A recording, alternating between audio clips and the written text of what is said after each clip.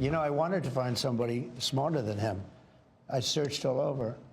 I just couldn't do it. They're not going to find some contract that was crooked, crooked as hell. And, I mean, there's going to be so much that isn't found.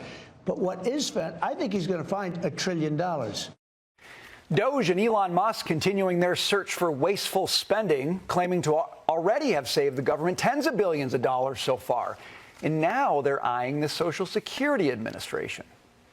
There was an Inspector General audit last year that showed over an 8-year period, the Social Security Administration made almost $72 billion in improper payments. $72 billion, and that's without a comprehensive search. I mean, that's significant.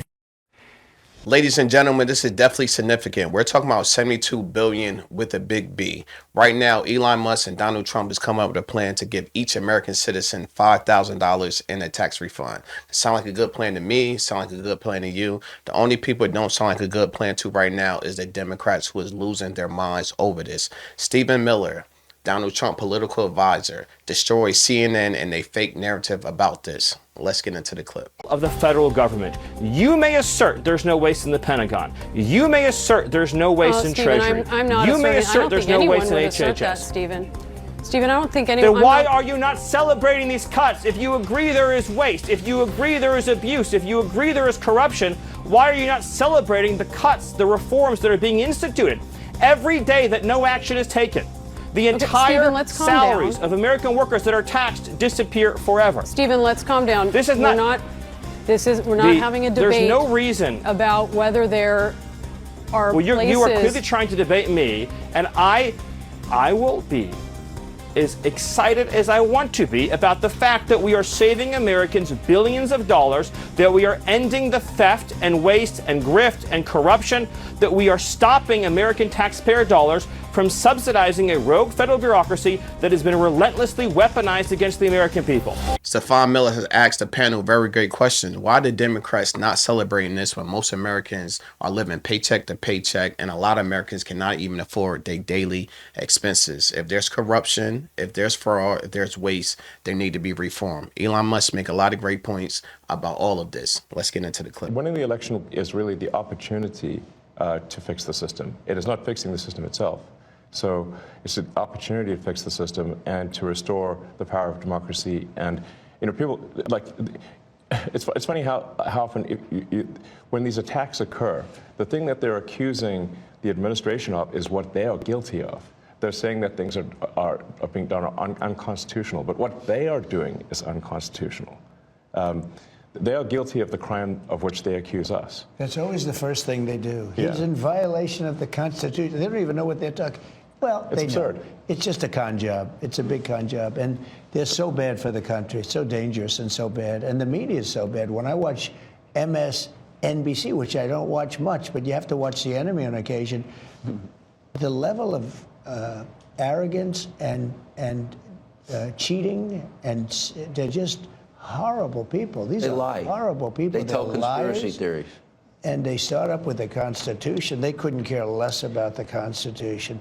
CNN, likewise. With clips like this, we can see exactly why the Democrats lost the election. Also see why all fake news outlets' numbers are plummeting. You know who numbers are not plummeting? If you guess Donald Trump, you are correct. Trump and the Republican Party has changed the electorate. What do I mean by that? Well, let's take a look at party identification, Democrats versus Republicans. You go back to 2017, 5 points more of the electorate was Democrats than Republicans. You go to 2021 when Joe Biden was starting out, look at that. 6 points more of the electorate was Democrats than Republicans. But look at what's happened in February of 2025. Look at this. Republicans, there are more Republicans in the electorate than there are Democrats. Republican +2. So Donald Trump and the Republicans have remade the electorate. They've turned some people over from being Democrats or independents to become Republicans. New folks have entered the electorate who are more Republican leaning. And so when you combine that with the fact that Republicans are really, really behind Donald Trump, all of a sudden you get a winning recipe whereby you break the normal rules of politics and give Donald Trump that positive net approval rating when he had pretty much a consistently negative one